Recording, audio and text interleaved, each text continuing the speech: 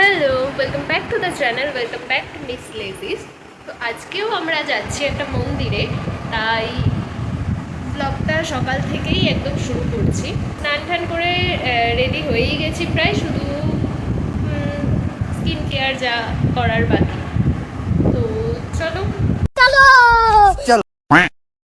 আমার basic skin care এতদিনে তো তোমরা বুঝেই গেছো, যেটা হচ্ছে টোনার, ময়েশ্চারাইজার আর সানস্ক্রিন। আর আজকে সানস্ক্রিনের একটা ব্যাপার আছে, কারণ এটা আমি আমার দিদির থেকে চুরি করে ইউজ করছি। হ্যাঁ, আর যেহেতু চুরি করছি তাই একবারই ইউজ করতে পারবো, তাই একটু বেশি বেশি করে ইউজ করে নিয়েছি। কিন্তু সত্যিই সানস্ক্রিনটা না খুব সুন্দর, আমার তো বেশ ভালো লেগেছে। আর যাই হোক, তারপরে একটুখানি এই মুখটা যাতে কালা না হয়ে যায় তার জন্য একটু ফেস পাউডার দিয়ে সেট করে নিচ্ছি। তারপরে আমায় মা মুড়ি মেখে দিয়েছিল, তো আমি মুড়িটা খাচ্ছিলাম আর একটু এরকম ক্যামেরায় ঢং করে খাচ্ছি। তো তারপরে নিজেকেও একটু দেখিয়ে নিলাম, মে হুসন পারি মে জানে যাহা। যাই হোক, তো তারপরে এটা হচ্ছে আমাদের কালী মন্দির বেগমপুরের। তারপরে আমি আর দিদি যাচ্ছিলাম স্কুটি করে, আর মা গিয়েছিল টেকার করে। আমরা যাচ্ছি মাহেশে, আগে মাহেশে যাব, তারপর ওখান দিয়ে যাব। আর আকাশটা কি সুন্দর লাগছে দেখো, মানে আমি তো চোখ সরাতে পারছিলাম না সেই দিন আকাশ দেখার থেকে। তো মাহেশে গিয়ে আমরা লক্ষ্মীঘাটে চলে যাই, কারণ ওখান থেকেই লঞ্চ পার হবো। আর আমি ড্রেসটা চেঞ্জ করে নিয়েছিলাম। এই হচ্ছে আমাদের টিকিট। তারপরে আমরা লঞ্চের অপেক্ষা করছিলাম, অনেকক্ষণ অপেক্ষার পরে লঞ্চ চলেও এলো। তারপর আমরা টুক টুক টুক টুক করে উঠে গেলাম, গিয়ে একটুখানি সবাইকে নিয়ে একটুখানি দাঁতটা দেখিয়ে দিতে বললাম।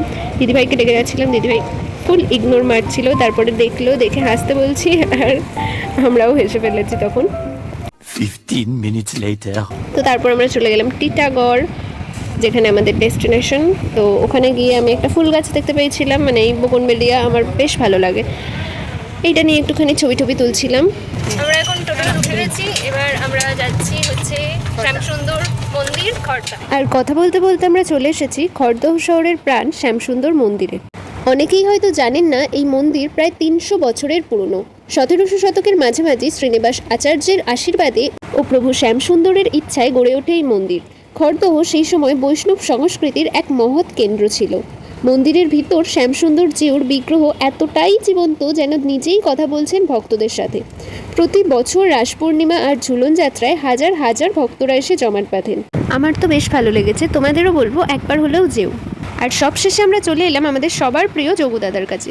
তো ভিডিওটা এই পর্যন্ত। ভিডিওটা ভালো লাগলে একটা লাইক করে দিও, চ্যানেলটাকে সাবস্ক্রাইব করে দিও। জয় জগন্নাথ।